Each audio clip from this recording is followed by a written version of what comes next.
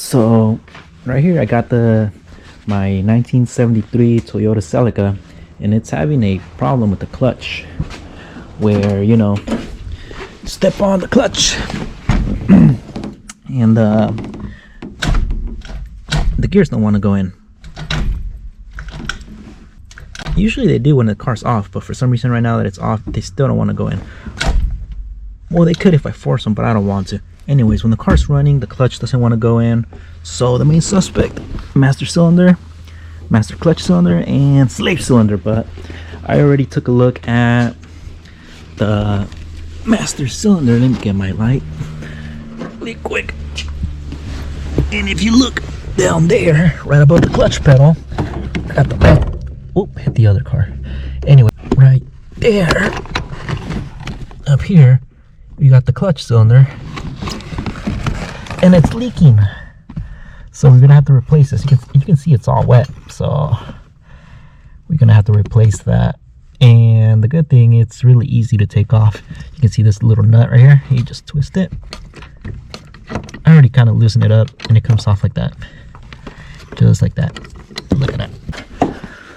So we go to the outside, and then we have the slave cylinder right there, and it's only 2 bolts. One of them is already missing. One of them is already the top one. There should be one up here, but it's not there. So the bottom one, I got it right there. Let me take it off and see how it goes. So I'm gonna go ahead and run to the auto parts store, see if they have one of these in stock. They probably don't. They probably gotta order it, so I may have to wait a day or so. If not, I'm gonna have to jump in your typical online stores and hopefully order it from there and see how it goes. Get this car running again really quick. So let's see how it goes. I'll see you guys in a bit. And I just made a freaking mess. Oh, look at this cool little floater thing.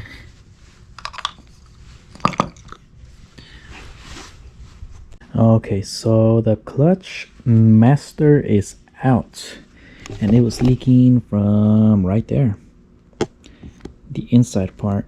It looks like it might have been replaced at some point because they don't look too old. Let me see. It's got that little symbol, like 3 little circles. What does that mean? It says 5/8, but that's just the size of the port that goes in there. Oh, so I lied. I said that you just got to take that little bolt out, which is not true. There's also this one that is coming out of the firewall from the inside, so you got to remove that nut right there as well. So you got 2 nuts. You got that one and that one, and then boom, it slides right out. And then you got this one at the bottom right there. It's got a stud coming out of the firewall right there, and you just got to get it out. I got a lot of brake fluid all over the place, so I'm gonna go ahead and wash it really quick with water, because brake fluid will just burn through your paint, even though this paint is already pretty bad. So alright, so it's the next day, and I got the clutch master cylinder, a new one.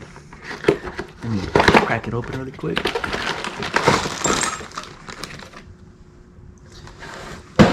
And so I removed the old slave cylinder on the Toyota, and here's the new one.